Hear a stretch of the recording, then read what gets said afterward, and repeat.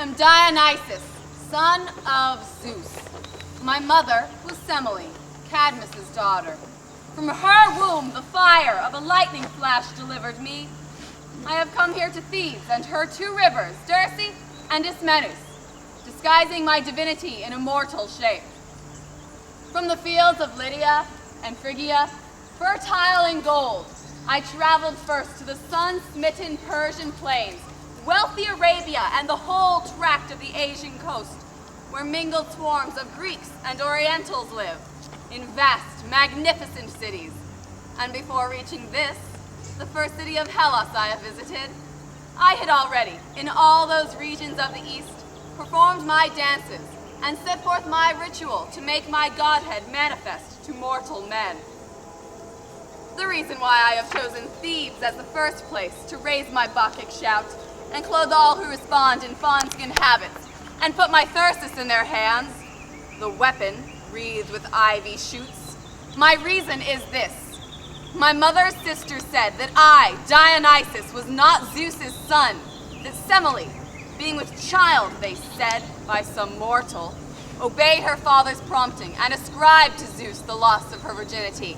And they loudly claimed that this lie was the sin for which Zeus took her life. Therefore, I have driven those same sisters mad, turned them all frantic out of doors. Their home now is the mountain. Their wits are gone. I have made them bear the emblem of my mysteries, the whole female population of Thebes, to the last woman I have sent raving from their homes. Now, side by side with Cadmus's daughters, one and all sit roofless on the rocks under the silver pines.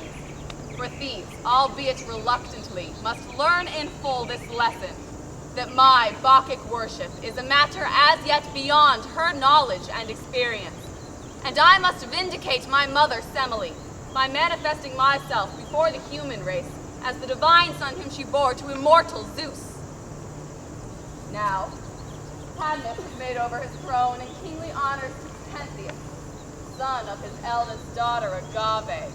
He is a fighter against gods, defies me, excludes me from libations, never names me in prayer. Therefore, I will demonstrate to him and to all Thebes that I am a god. Come, my band of worshippers, women whom I have brought from lands of the East, from Tmolus, bastion of Lydia, to be with me and share my travels. Raise the music of your own country. Fill Pentheus' palace with a noise to make the city of Cadmus turn and look. And I will go to the folds of Mount Kithyron, where the Bacchans are, and join them in their holy dance. We run with the god of laughter, we run with the god of wine, we follow on foot from Asia to Thebes. Our song resounds to Bacchus in the mountains, who stands in our path. Make way, who drowns our song. Hold your tongue, let us sing a holy hymn to Bacchus. Ite Bacchae, Ite Bacchae. Blessed is the happy one who knows the mystery of worship and sanctifies his life. Blessed is the happy one who purifies himself with ritual and crowned with ivy, lies in the secret mountains, the solitude of the mountains, and worships Dionysus. One gets possessed. On. Dionysus comes to us, the god, child of the god of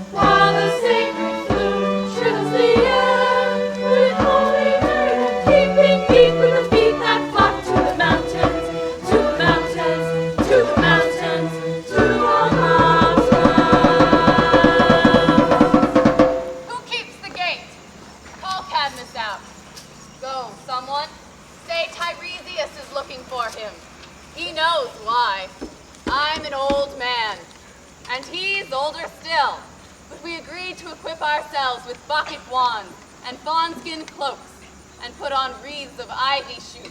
My dear friend, I knew your voice, although I was indoors, as soon as I heard it. The wise voice of a wise man. I am ready. See, I have all that the god prescribes. He is my daughter's son. We must do all we can to exalt and honor him.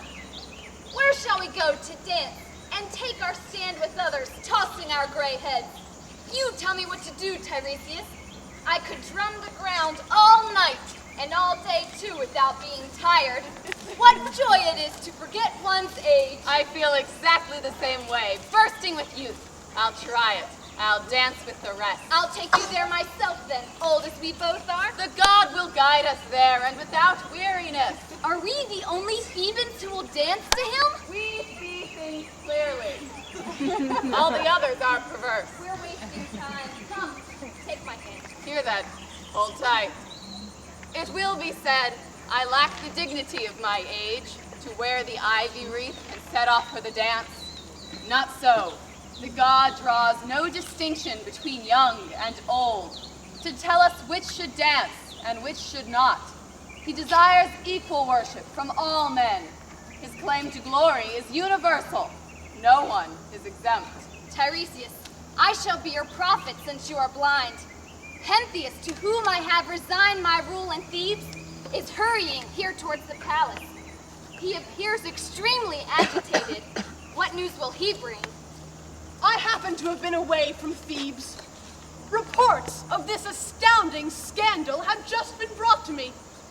Our women, it seems, have left their homes under some pretense of Bacchic worship and are now gadding about on the wooded mountain slopes, dancing in honor of this upstart god Dionysus, whoever he may be.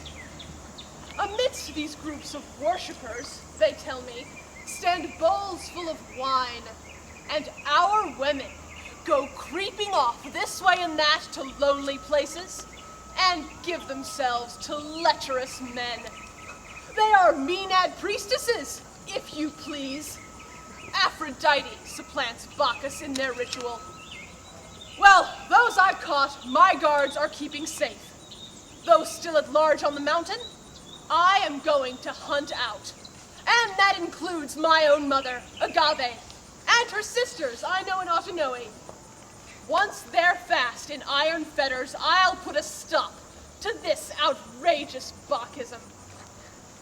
They tell me, too, some oriental conjurer has come from Lydia, a magician with golden hair, flowing in scented ringlets, his face flushed with wine, his eyes lit with the charm of Aphrodite, and he entices young girls with his Bacchic mysteries, spends days and nights consorting with them.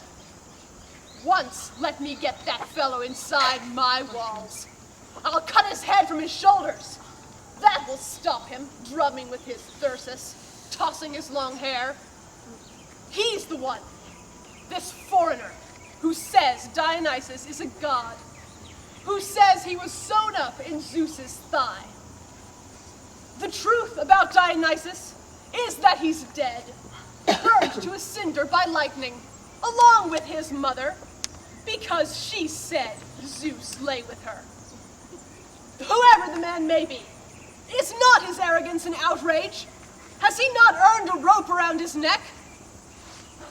Why, look, another miracle.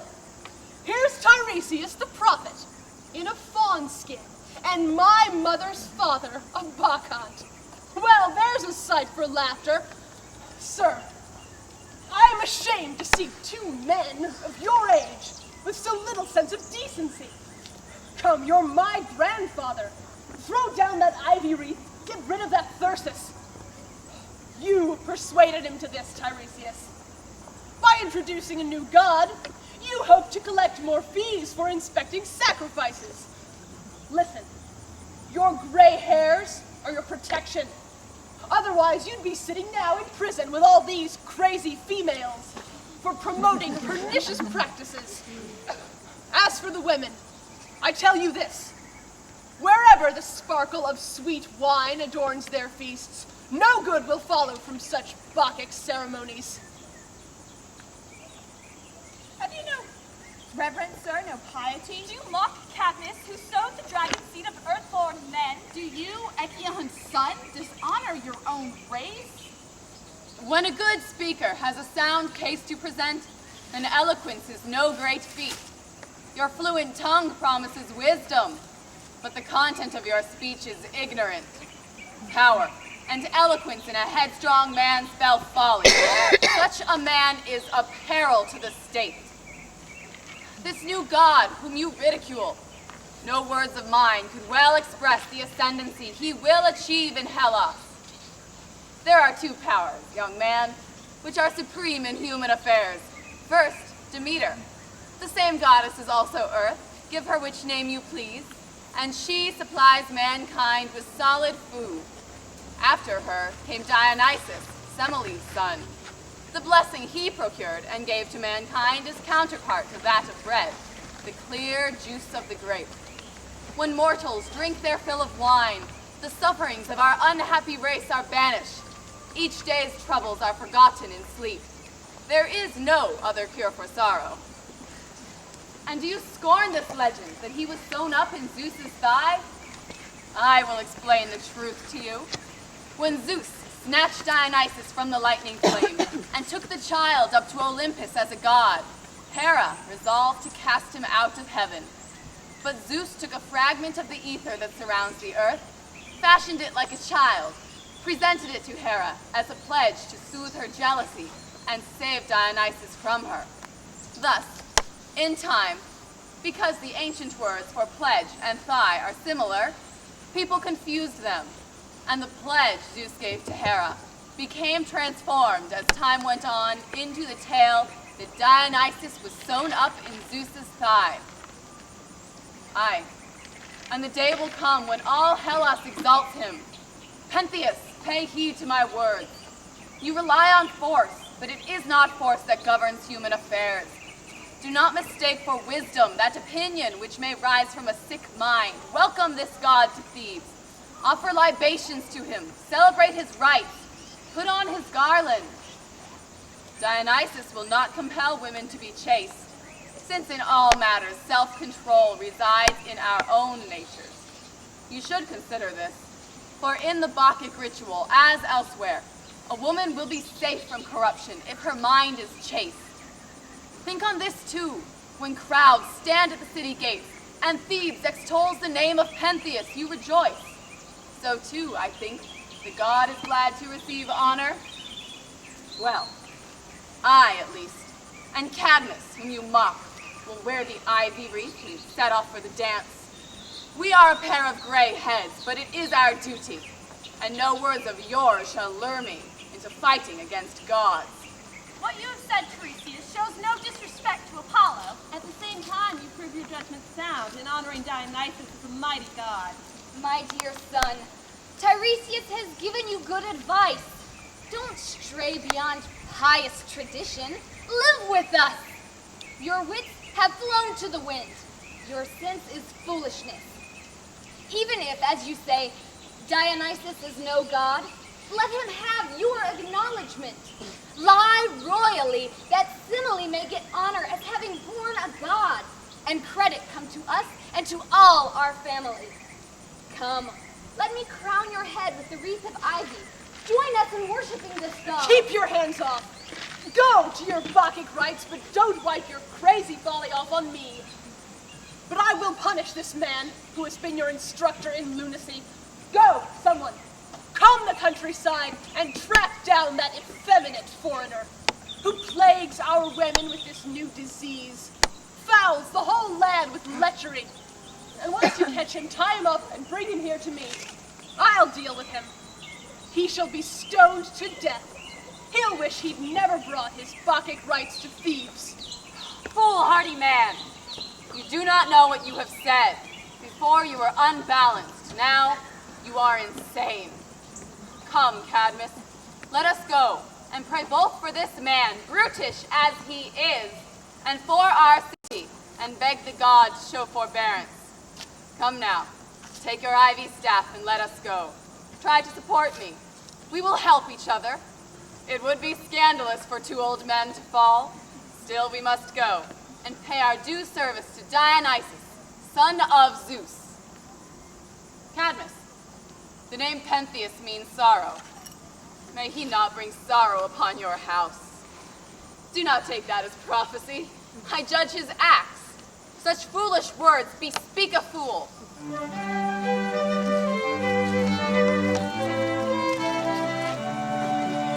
Do you hear this blasphemy? Pentheus dares, do you hear? Dares reject the God of joy. The God who gives us joy in music, joy in dancing, and most blessed, joy in drinking. Wine soothes all regret, briefly vanishes every grief, when the reveler sinks down deep in wine's soft pillow of healing sleep. Kyrie Thaliaisen, Kyrie Thaliaisen, Pentheus will regret his proud and angry words. The gods above will punish fools who make their folly heard. But for the well-contented man, peace and comfort are assured. Dionysus loves a feast and dearly loves the goddess peace. She gives wealth and saves men's lives. He gives wine and drink denies. To all men both rich and poor, how could mortals ask for more? Kyrie Thaliaisen, Kyrie Thaliaisen, Pentheus will regret his proud and angry words. The gods above will punish fools who make their folly heard. But for the well-contented man, peace and comfort are assured. Dionysus brings his gifts to the common man. We'll sing his praises, as long as we can. Pentheus, we've brought the prey you sent us out to catch.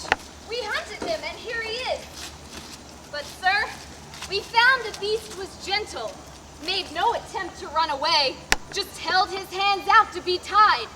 Didn't turn pale, but kept his florid color, smiling, telling us to tie him up and run him in.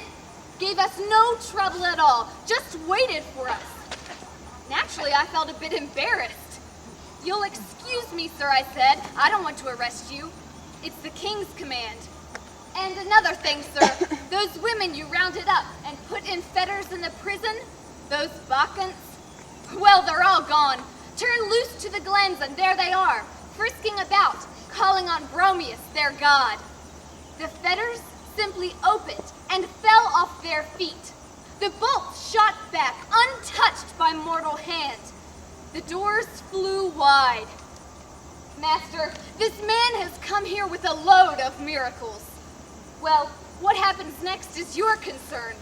Untie this man's hands. He's securely in the trap. He's not so nimble-footed as to escape me now. Well, friend, your shape is not unhandsome. For the pursuit of women, which is the purpose of your presence here, you are no wrestler. I can tell from these long curls, cascading most seductively over your cheek. Your skin, too, shows a whiteness, carefully preserved. Ah, well, first, tell me who you are. What is your birth? Your question's easily answered. It is no secret I am a Lydian by birth. How comes it that you bring these rituals to Hellas? Dionysus, son of Zeus himself, instructed me.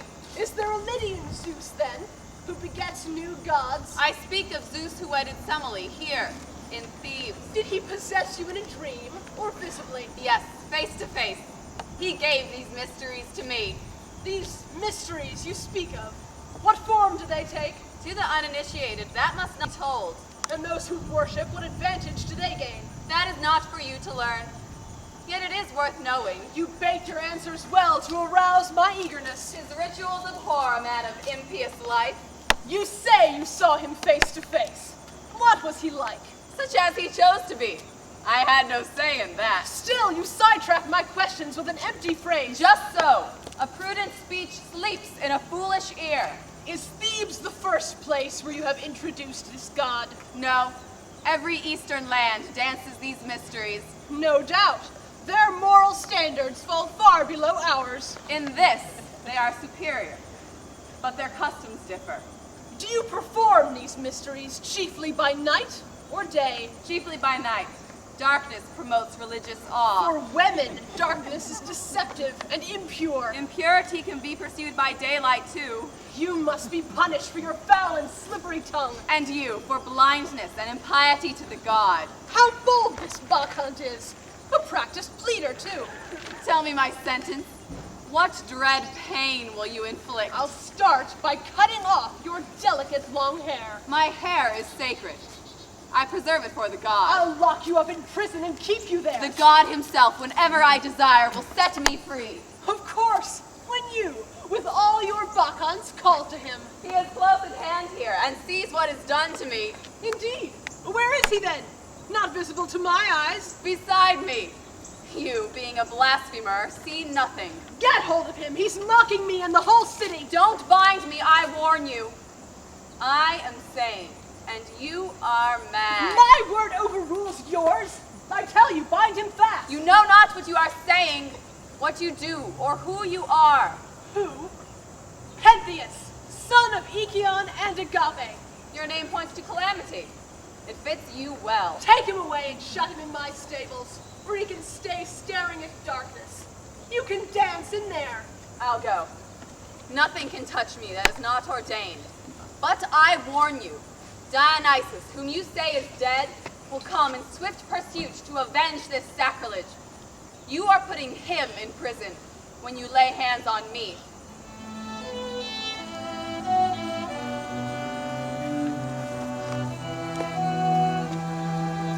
Sweet river, offspring of the river god, in your waters you cooled the son of Zeus. When he was snatched from his mother's burning womb, so Zeus could place him in his thigh and sing, "Come, my Okay, child because of it's fire, maximum. be born from Did this you get them real before? womb. Get what? You Here. shall be made manifest When the as individuals a are there. Yeah. rose to all the world. Molenules the song, silent flowing waters, when I come down to your banks, and wear the wreath of ivy, and worship him in dance. You shrink back from the shore. You shrink back from the shore. Io despota. City of the West, why do you turn from me? For by the taste of his wine, you want to know the truth. What rage has this man of earth, this Pentheus descended I cannot get both of from them. the sun serpent's teeth, this son of Achion? Wild-eyed he seems, more animal than man. Io despota. Soon shall we two be bound, and like a priest, thrown into the dark.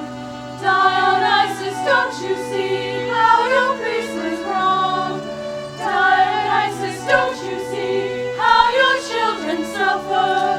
Come down.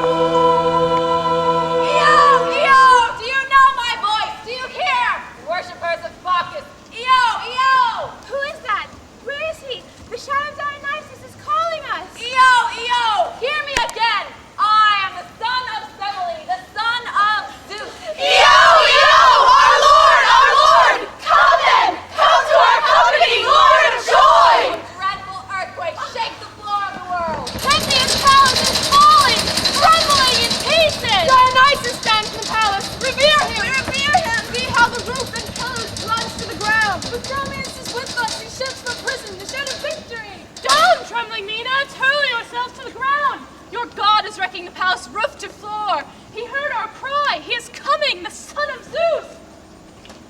Women of Asia, why do you cower thus, prostrate and terrified? Surely you could hear Dionysus shattering Pentheus' palace? Come, lift yourselves up. Take good courage. Stop this trembling of your limbs.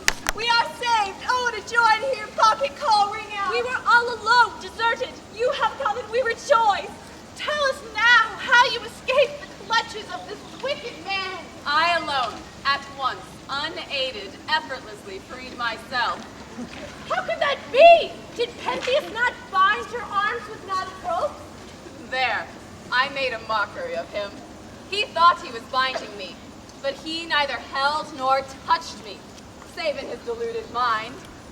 Near the mangers where he meant to tie me up, he found a bull, and he tied his rope round the bull's knees and hooves, panting with rage, dripping sweat, biting his lips, while I sat quietly by and watched.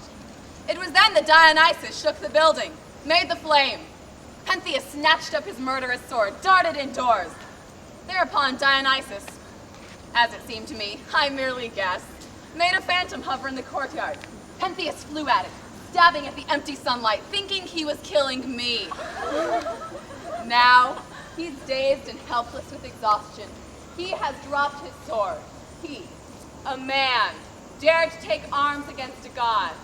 I quietly walked out of the palace here to join you, giving Pentheus not a thought. But I hear his heavy tread inside the palace. Soon, I think, he'll be out here in the forecourt. After what has happened now, what will he have to say? For all his rage, he shall not ruffle me. It is a wise man's part to practice a smooth-tempered self-control. This is outrageous! He has escaped! That foreigner! Only just now I had him locked up and in chains. He's there. Well, what's going on now? How did you get out? How dare you show your face here at my very door? Stay where you are. You are angry. Now control yourself. You were tied up inside there. How did you escape? I said, did you not hear that I should be set free? By whom? You're always finding something new day. By him who plants for mortals the rich clustered vine. The god who frees his worshippers from every law. Your insult to Dionysus is a compliment. Go around the walls and tell them to close every gate. And why? Or cannot gods pass even over walls? Oh, you know everything. Say what you ought to know. The things most needful to be known, those things I know. But listen first to what this man has to report. He comes from the mountain, and he has some news for you. I will stay here. I promise not to run away. Pentheus, great king of Thebes, I come from Mount Catharon, whose slopes are never free from dazzling shafts of snow. Well, what comes next? What urgent message do you bring? I have seen the holy Bacchae, who, like a flight of spears, went streaming, bare-limbed, frantic out of the city gate. I have come with the intention of telling you, my lord, and the city of their strange and terrible doings, things beyond all wonder. But first, I would learn whether I may speak freely of what is going on there, or if I should trim my words. I fear your hastiness, my lord, your anger, your too potent royalty. From me, fear nothing. Say all that you have to say. Anger should not grow hot against the innocent. The more dreadful your story for these Bacchic rites, the heavier punishment I will inflict upon this man who enticed our women to their evil ways. At dawn today, when first the sun's rays warmed the earth, my herd of cattle was slowly climbing up towards the high pastures, and there I saw 3 separate companies of women. The leader of one company was Autonoe. Your mother Agave was at the head of the second, and Ino of the third. They all lay relaxed and quietly sleeping. Some rested on beds of pine needles, and others had pillows of oak leaves. They lay there as they had thrown themselves down on the ground, but modestly, not as you told us, drunk with wine or flute music, seeking the solitary woods for the pursuit of love. When your mother Agave heard the horned cattle bellowing, she stood upright among the Bacchae and called to them to stir themselves from sleep, and they leapt to their feet. They were a sight to marvel at for modest comeliness. Women both old and young, girls still unmarried. First they let their hair fall free over their shoulders, and some tied up fastenings of fawn skins they loosened. Round the dappled fur curled snakes that licked their cheeks. And they wore wreaths of ivy leaves or oak or flowers of bryony.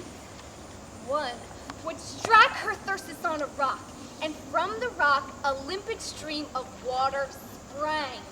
Another dug her wand into the earth, and there the god sent up a fountain of wine.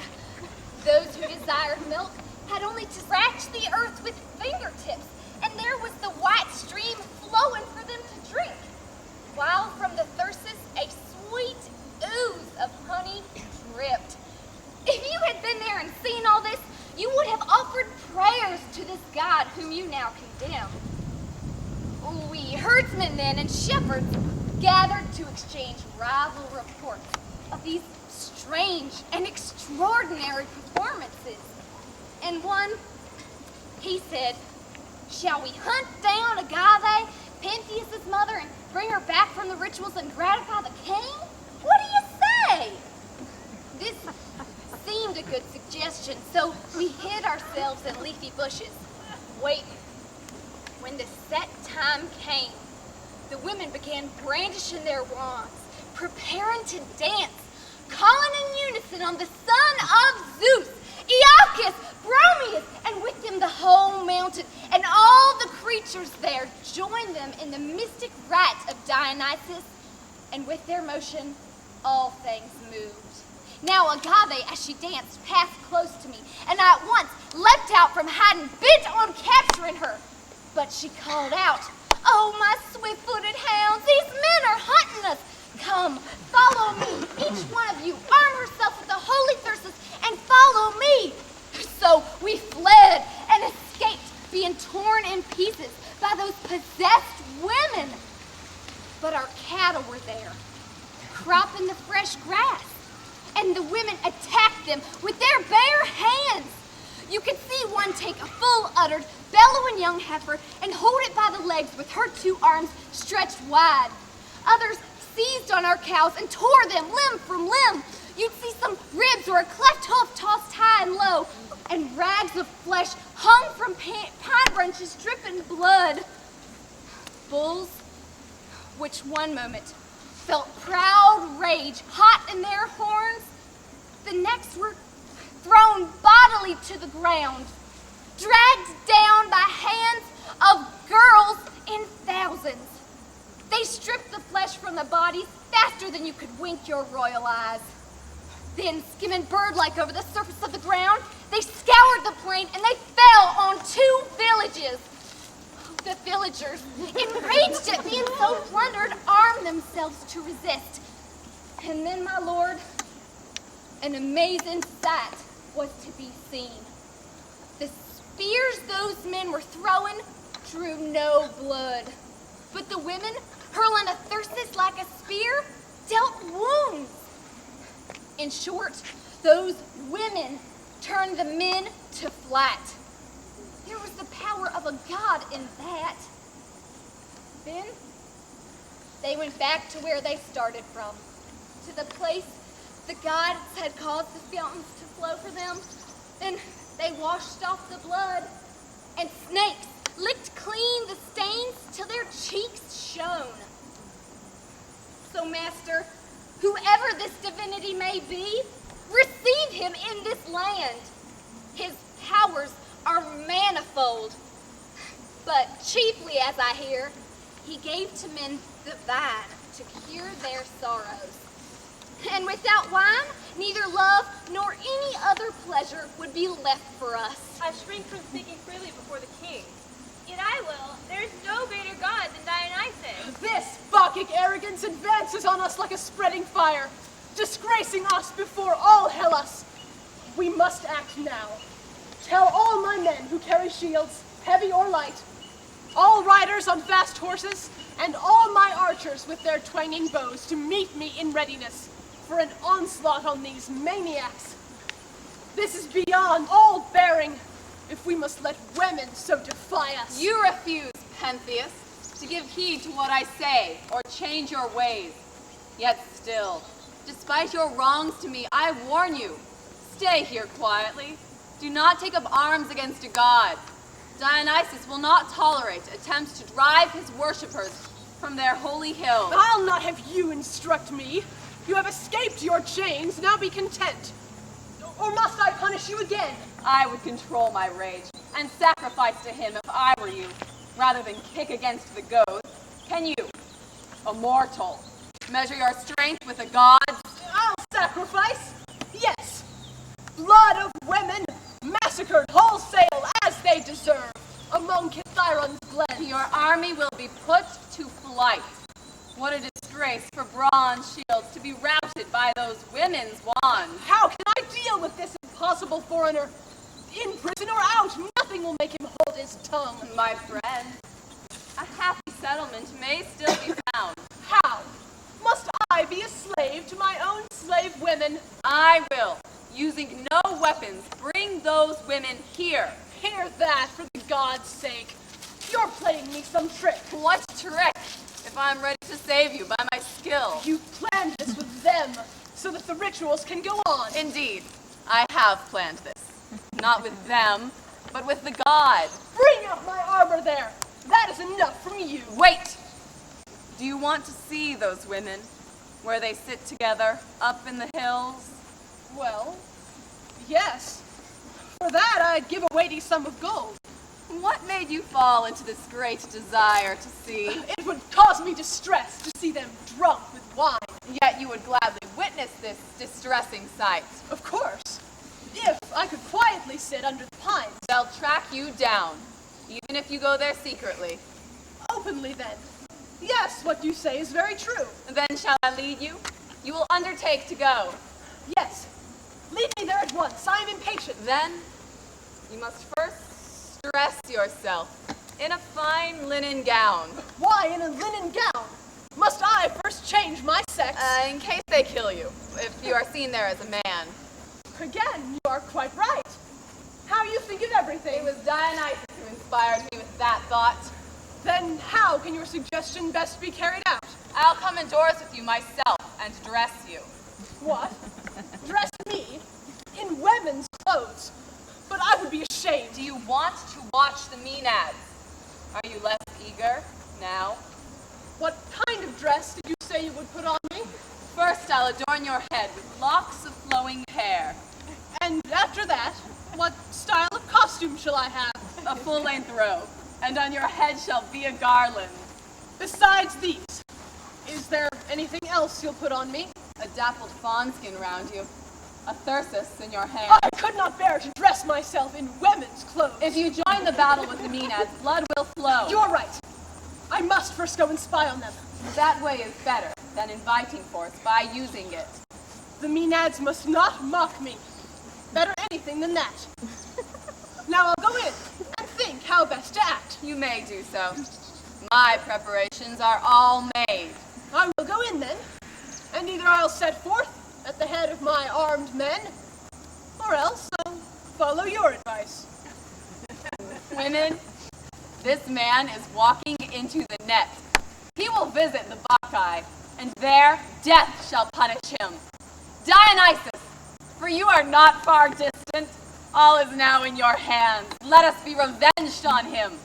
And first, fill him with wild delusions. Drive him out of his mind.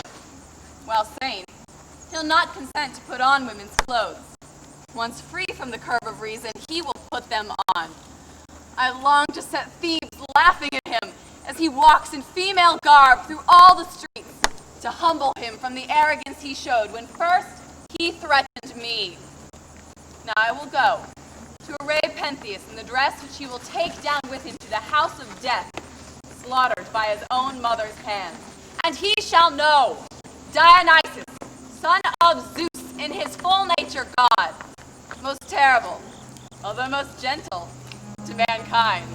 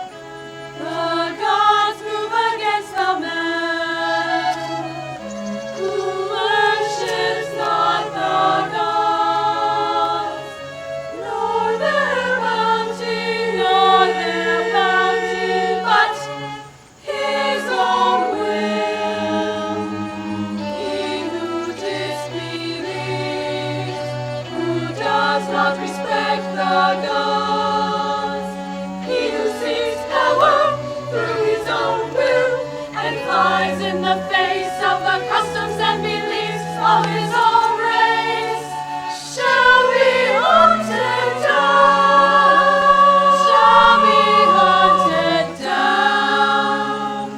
Little does it cost to learn what the gods desire of us. It is the weave of the world. What is true wisdom? What is beauty?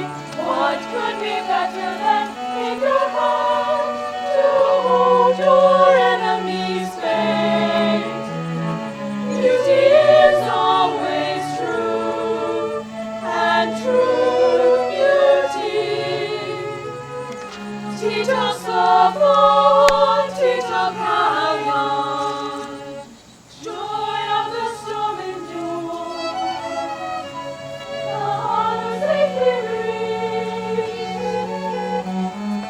Joy of striving, joy of hope, joy of dreams, and most blessed they who take their joy in the simple detail of day by day, of day by day. Come, perverse man! Greedy for sights you should not see, eager for deeds you should not do. Pentheus, come out before the palace and show yourself to me! Wearing the garb of a frenzied Bacchic woman, and prepared to spy on your mother and all her Bacchic company. You are the very image of one of Cadmus's daughters. Why now, I seem to see two suns, a double thieves. Our city's wall with 7 gates appears double. You are a bull, I see, leading me forward now. A pair of horns seems to have grown from your head. Were you a beast before? You have become a bull. The god then did not favor us. He is with us now. We have made our peace with him, you see, as you should see. How do I look? Tell me, is not the way I stand like the way Ino stands, or my mother Agave? Looking at you, I think I see them both. Wait now. Here is a curl that has slipped out of its proper place. Not as I tucked it carefully below your garland. Indoors, as I was tossing my head up and down like a Bacchic dancer, I dislodged it from its place. I hear that. I am the one who should look after you. I'll fix it in its place again. There. Lift your head. You dress me, please. I have put myself in your hands now. Your belt has come loose. And now your dress does not hang, as it should, in even pleats down to the ankle. That's true, I think. At least by the right leg on this side. But on the other side, the gown falls well to the heel. You'll surely count me chief among your friends, once you witness the Maenad's unexpected modesty. Ought I to hold my thyrsus in my right hand, so, or in my left, to look more like a bacchanal? In your right hand, and raise it at the same time as your right foot. I am glad you are so changed in mind. You are right. We ought not to use force to overcome these women. I will hide myself among the pines. Hide. Yes, you'll hide. And find the proper hiding place for one who comes by stealth to spy on Bacchic rites. Why, yes. I think they are there now, in their hidden nests like birds, all clasped close in the sweet prison of love. But what you are going to watch for is this very thing. Perhaps you will catch them, if you are not first caught yourself. Now, take me through the central streets of Thebes, for I am the one man among all of them that dares to do this. One man alone, you agonize for thieves. Therefore, it is your destined ordeal that awaits you now. Come with me. I will guide you safely to the place. Another shall conduct you back. My mother, yes? A sight for all to witness. To this end I go. You will return borne high. Royal magnificence. In your own mother's arms. You insist that I be spoiled. One kind of spoiling. Yet I win what I deserve. Pentheus, you are a man to make men fear. Fearful will be your end, an end that shall lift up your fame to the height of heaven.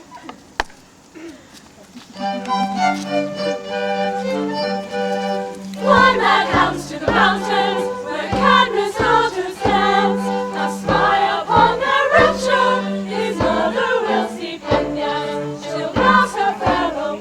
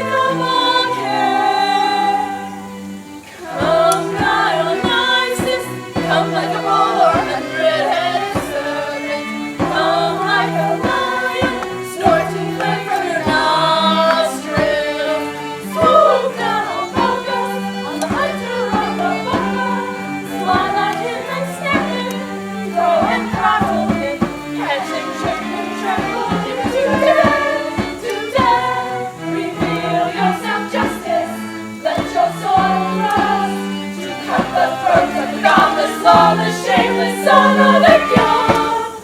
He's a Bacchae, he's a Bacchae.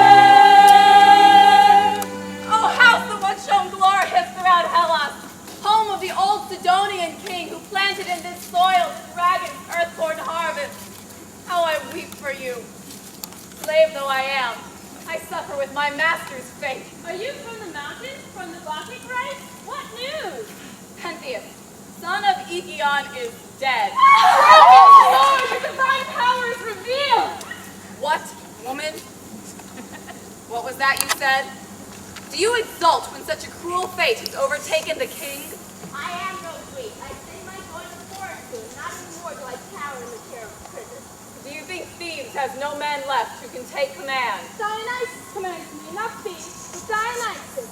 Allowance must be made for you. Yet to rejoice at the accomplishment of such horrors is not right. Tell us everything then, this tyrant king bent on cruelty. How did he die? When first we had left behind the outlying parts of Thebes, we began to climb toward the uplands of Kithyron, Pentheus and I. I went as his attendant, and the foreigner who was our guide to the spectacle we were to see. Well, first we sat down in a grassy glade. We kept our footsteps and our talk as quiet as possible, so as to see without being seen. And there, under the close shade of branching pines, the Maenads were sitting, their hands busy at their happy tasks. But the ill-fated Pentheus was blind to them, and he said, "My friend, from where we stand, my eyes cannot make out these so-called worshippers. But if I climbed a towering pine tree on the cliff, I would have a clear view of their shameful practices." And then I saw the foreigner do an amazing thing. He took hold of a pine tree soaring, topmost branch, and dragged it down to the dark earth. It was bent in a circle, as a bow is bent, as a wheel's curve, drawn with a compass, bends the rim to its own shape. The foreigner took that mountain pine in his 2 hands and bent it down, a thing no mortal man could do. Then, seating Pentheus on a high branch, he began to let the tree spring upright, slipping it through his hands steadily, taking care he should not be flung off. The pine trunk straightened, soared into the soaring sky, bearing my master seated astride, so that he was more visible to the Maenads than they were to him. He was just coming into view on his high perch, when I saw the foreigner had disappeared. Out of the sky a voice pealed forth, "Women! Here is a man who has made a mock of you and me and of my holy rites. Now punish him." And in the very moment the voice spoke, a flash of dreadful fire stretched between earth and the high heaven. The air fell still. The wooded glade held every leaf still. You could hear no cry of any beast. The women, not having caught distinctly what the voice uttered, stood up and gazed around. Then came a second word of command. As soon as Cadmus's daughters recognized the clear bidding of Bacchus, with the speed of doves they darted forward, and all the Bacchae behind them, through the torn-filled valley, over the rocks, possessed by the very breath of Bacchus, they went leaping on. Then, when they saw my master crouched high in the pine, at first they climbed the cliff which towered opposite, and violently flung at him pieces of rocks or boughs of pine trees which they hurled as javelins, and some aimed at the thyrsus. Yet every aim fell short. The tree's height baffled all their eagerness, while Pentheus, helpless in this pitiful trap, sat there. Then, with a force like lightning, they tore down branches of oak, and with these tried to prise up the tree's roots. When all their struggles met with no success, Agave cried out, "Come, Maenads! Stand in a circle round the tree and take hold of it. We must catch this climbing beast, or he'll disclose the secret dances of Dionysus." They came. 1,000 hands gripped on the pine and tore it out of the ground. Then from his high perch plunging, crashing to the earth, Pentheus fell with one incessant scream as he understood what end was near. His mother first, as priestess, led the rite of death and fell on him. He tore the garland from his hair, that his wretched mother might recognize him and not kill him. "Mother," he cried, touching her cheek, "it is I, your own son Pentheus, whom you bore to Ichion. Mother, have mercy. I have sinned, but I am still your own son. Do not take..." Agave was foaming at the mouth. Her rolling eyes were wild. She was not in her right mind, but possessed by Bacchus, and she paid no heed to him. She grasped his left arm between wrist and elbow, set her foot against his ribs, and tore his arm off by the shoulder. It was no strength of hers that did it, but the god filled her and made it easy. A single and continuous yell arose, Pentheus shrieking as long as life was left in him, the women howling in triumph. One of them carried up an arm, another a foot, the sandals still laced on it. The ribs were stripped, clawed clean, and women's hands, thick red with blood, were tossing, catching, like some plaything, Pentheus's flesh. His body lies, no easy task to find, scattered under hard rocks or in the green woods. His poor head, his mother carries it, fixed on her thyrsus point, openly over Chiron pastures, thinking it's the head of a young mountain lion. She has left her sisters dancing among the Maenads, and herself comes here, inside these walls, exulting in her hideous prey, shouting to Bacchus, calling him her fellow hunter, her partner in the kill, comrade in victory. But Bacchus gives her bitter tears for her reward. Now I will go. I must find some place far away from this horror, before Agave returns home.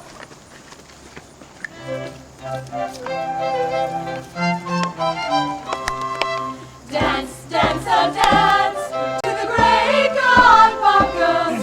Sing, sing a song for the death of Pentheus. Dance, dance, oh dance, to the great god Bacchus. Bacchae Cameon. He hid his beard in a woman's gown, and mocking the Bacchae went around. With a fennel seed and hardy crown, Bacchae Cameon. Dance, dance, oh dance, to the great god Bacchus. Sing, sing a song for the death of Pentheus. Dance, dance, oh dance, to the great god Bacchus. Bacchae Cameon. When bull and man to ritual slaughter, your victory brings you such a prize, as turns our songs into tearful cries. Oh, what a sight before our eyes! A mother's hand defiled with blood, dripping red caresses the torn head of a murdered child. Dance, dance, oh dance, to the great god Bacchus. Sing, sing a song for the death of Pentheus. Dance, dance, oh dance, to the great god Bacchus. Bacchae Cameon. Bacchae Cameon. Women of Asia, worshippers of Bacchus, Why do you rouse me? Oh! I am bringing home from the mountain a vine branch freshly cut, for the gods have blessed our hunting. We see it and welcome you in fellowship. I caught him without a trap, a lion cub young and wild. Look, you may see him there. Where was it? On Chiron. Chiron? Wild and empty mountain spilt his lifeblood. Who shot him? I was first. All the women are singing honor to great Agave. Today was a splendid hunt. Come, join in the feast. What feast do we join, reckless woman? This calf is young. How thickly the newly grown hair goes crisping up to his delicate crest. Indeed, his long hair makes him look like some wild creature. The god is a skilled hunter, and he poised his hunting women, and he hurled them at the quarry. True, our god is a hunter. Do you praise me? Yes, we praise you. So will the sons of Cadmus. And Pentheus too Agave! Yes, he will praise his mother for the lion cub she killed. Oh, fearful. Aye, fearful. You are happy. I am enraptured. Great in the eyes of the world.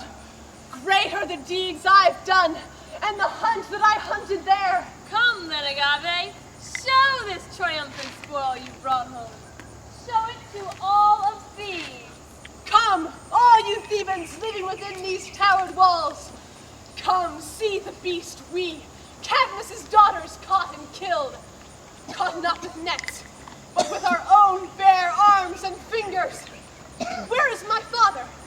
Let old Cadmus come. And where is my son, Pentheus?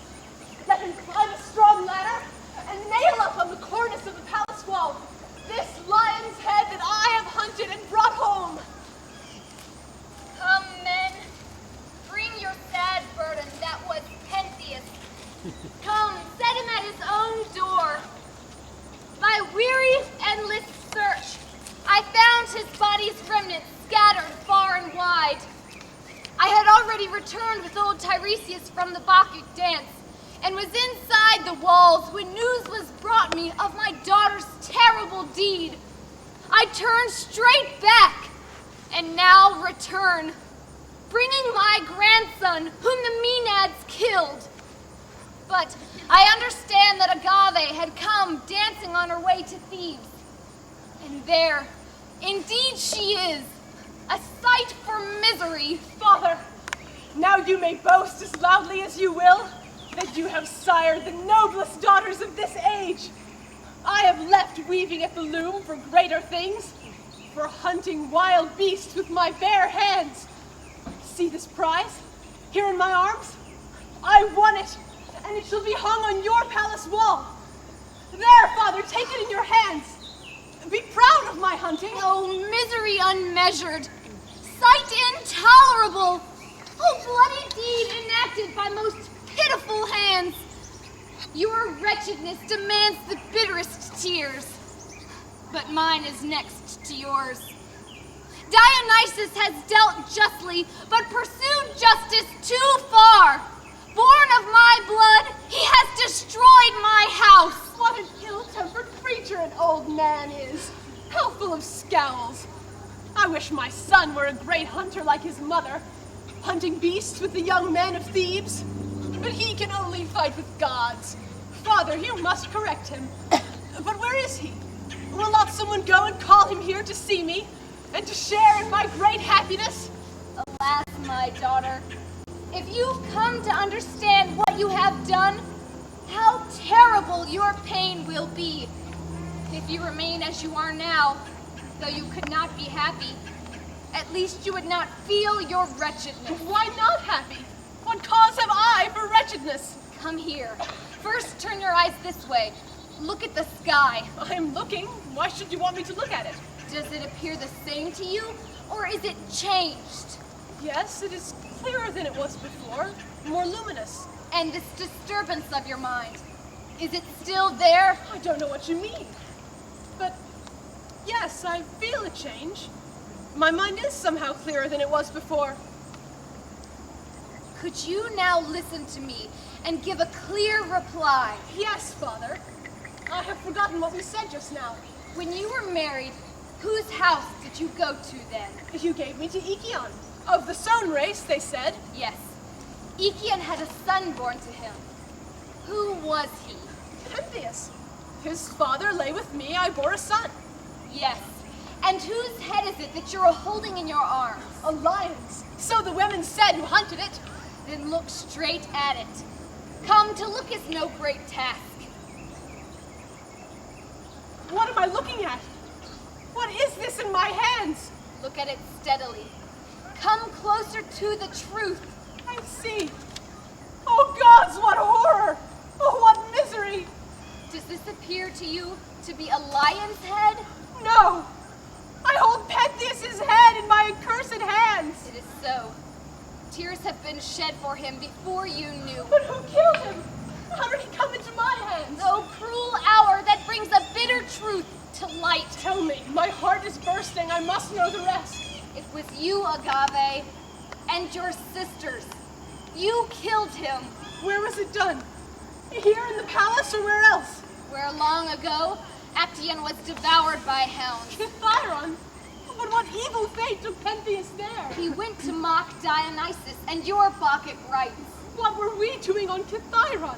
What brought us there? You were possessed. All Thebes was in a Bacchic trance. Dionysus has destroyed us. Now I understand. He was insulted. You refused to call him God. Father, where is the beloved body of my son? Here. It was I who brought it after painful search. And are his limbs now decently composed? Not yet. We came back to the city in all possible haste. How could I touch his body with my guilty hands? Your guilt, my daughter, was not heavier than his. What part did Pentheus have then in my insanity? He sinned, like you, refusing reverence to a god. Therefore, the god joined all in one ruin. You, your sisters, Pentheus, to destroy my house and me. I have no son. And now, my unhappy child, I see this son of yours dead by a shameful, hideous death. You were the new hope of our house, dear grandson, its bond of strength. And Thebes feared you. No one dared insult your old grandfather if he saw you near. You would teach him his lesson. But now, I shall live exiled, dishonored. I, Cadmus the Great, who planted here and reaped that glorious harvest of the Theban race. Oh, dearest son! Yes, even in death you shall be held most dear. You will never touch my beard again and call me grandfather and put your arm around me and say, who has wronged you or insulted you? Who is unkind or vexes or disturbs you? Tell me, grandfather, that I may punish him. Never again. For me, all that remains is pain. For you, the pity of death.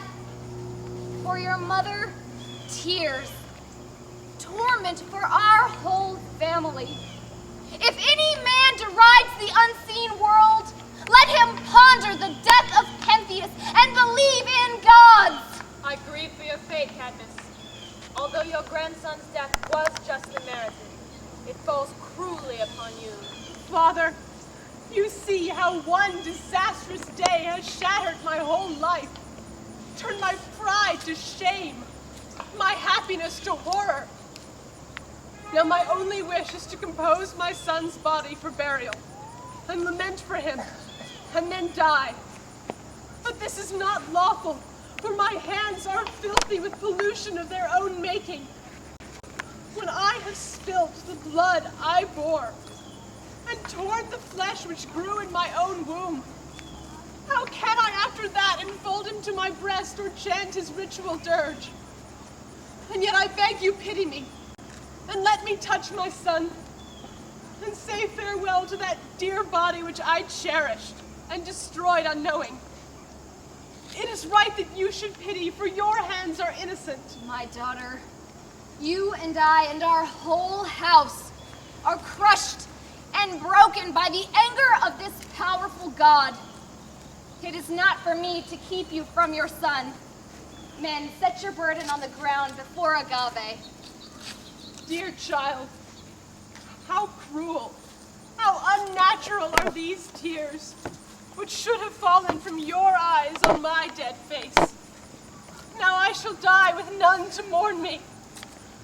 This is just, for in my pride I did not recognize the god, nor understand those things I ought to have understood. You too are punished for the same impiety, but which is the more terrible? Your fate or mine, I cannot tell. Father, help me lay his poor head here. Make all exact and seemly. Oh, my son. See, with this veil I now cover your head, your torn and blood-stained limbs. Take him up. Carry him to burial. A king lured to a shameful death by an angry god. But look, who does this wrangle above the palace door? It is he, Dionysus comes himself, no more disguised as immortal, but as glorious in divinity. Behold me, a god great and powerful, Dionysus, the son whom Theban Semele bore to immortal Zeus. I come to the city of 7 gates, to famous Thebes, whose people slighted me, denied my divinity, refused my ritual dances. Now they reap the fruit of impious folly. The royal house is overthrown. The city's streets tremble in guilt, as every Theban repents too late his blindness and his blasphemy. Foremost in sin was Pentheus, who not only scorned my claims, but put me in fetters and insulted me. Therefore, death came to him in the most shameful way, at his own mother's hands. This fate he justly earned. No god could see his worship scorned, and hear his name profaned, and not take vengeance to the utmost limit. Thus men may learn that gods are more powerful than they. Agave and her sisters must immediately depart from Thebes.